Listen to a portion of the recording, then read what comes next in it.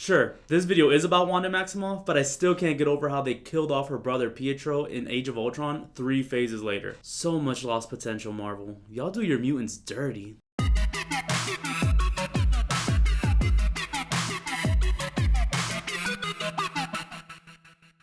What's up, losers, and welcome back to Zero Loser Studio. I hope everyone's been having a great 2021 so far. Some of you guys with the keen eye may have noticed the lack of nerd shit in the background in the past few videos. That's because we're currently moving base. Soon enough, all our nerdy memorabilia will be back. I know you guys miss our geeky background almost as much as we do, but for this week, you're just gonna have to satisfy those needs with our topic of discussion. For the Marvel fans out there, I'm positive most of you guys have already started watching Marvel's newest installment into their vast cinematic universe. I'm of course talking about WandaVision. It's the first in a number of different Marvel streaming series exclusively coming to Disney+.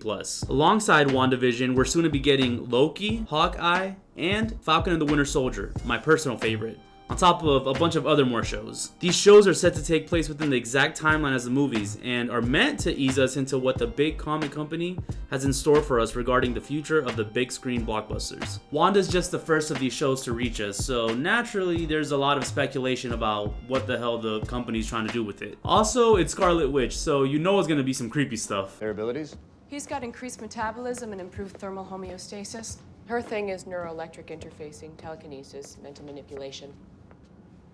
He's fast and she's weird. Episodes are coming to us via slow release, meaning we're getting a typical 30-minute slot every week, which also means it's gonna take us a while until we really know what's going on. That being said, of course, everybody has their own speculations, and since I'm confident you've read the title of this video, you already know I'm gonna be going over one of the biggest theories. Simply, I'm gonna be going over House of M, what it is, and why people think that this is basically the MCU version of it. So, let's begin. House of M is an 8-issue comic book limited series written in 2005 by Michael Bendis. It's a huge crossover greatly featuring the X-Men, Avengers, and other big-name heroes like Spider-Man and Doctor Strange. The events that take place in House of M are so massive that they continue to affect the main 616 timeline of the comics. It's one of the big Marvel events, up there with Civil War, Secret Invasion, and more. The story begins with the mentally unstable Wanda Maximoff, the result of her vast, reality-altering powers, and the recent loss of her magically created children. It's comic books. This shouldn't be a surprise to you. Due to her instability, her powers are at a large risk of setting off. She's only held at bay by Professor Xavier, the leader of the X-Men, but even the premier telepath is losing his grip. The Avengers, X-Men, and other key heroes come together to both acknowledge the threat Scarlet Witch possesses and come up with a solution. The solution that they seem to lean on is to kill her, but before they get the chance, Scarlet Witch finally loses control of her powers. In the series, Scarlet Witch creates a completely different reality based off of the desire of the people closest to her. There are tons of differences from the previous reality, but the main one is that the role of humans, Homo sapiens, and mutants, Homo superior, has swapped in society. The evolution of humans into mutants has advanced so much that the mutants make up a huge population of the Earth, enough for Magneto to take control of the planet. In a twisted switch of status quo, laws are made in favor of mutants, and humans are treated as lower-class citizens. No one has any memory of the previous timeline except for Wolverine, who manages to slowly scrounge his team back up to get everything back to normal. Basically, there's a lot of superhero shit that goes on, and at the very end of the comics, when Wanda is made aware of what she's done, she angrily changes the timeline again. It's what brought us the most famous line of the series: no more mutants. Reality seemingly goes back to what it was before, but it doesn't take long for them to realize that there are some other changes that have happened in this timeline as well. The biggest, most impactful difference is the population of mutants. Before House of M, there were millions of mutants on the Earth, and after House of M, there's only a couple hundred. This mass depowering is known as the decimation, and was Marvel's way of lessening the number of mutant characters in their comics. There are a few depowered main characters that later either get their powers back or get new ones, but for the most part, almost all of them remain completely depowered. So, House of M is cool and all, but why are people speculating that it has anything to do with WandaVision? Great question. First off, keep in mind that the Marvel Cinematic Universe takes place in its own timeline, known as Earth 199999. It's how they're able to change so many things from the main 616 timeline without getting any of those annoying super fans angry. Of course, there are a few things that even I will continue to be mad about. Incoming. Hi, sweetheart. Hey, buddy. How you guys doing?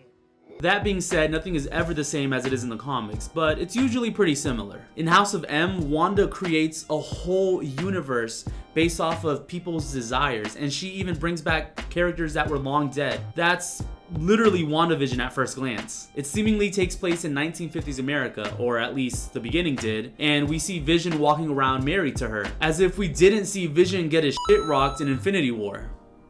Another reason that people are speculating its connection to House of M is because of Disney's purchase of Fox, or more importantly, its purchase of the X-Men. Up until recently, the MCU has completely disregarded the existence of mutants because of ownership reasons. It's why they've only ever referred to Wanda and her brother as enhanced humans, and why Magneto doesn't even exist, despite him being their father. A lot of fans have wondered how Disney's going to introduce such a big factor into their already well-established universe. One smart option would be for them to pull a reverse House of M.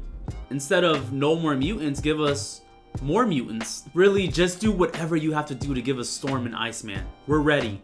Please. It's been so long since we've had a good X-Men movie.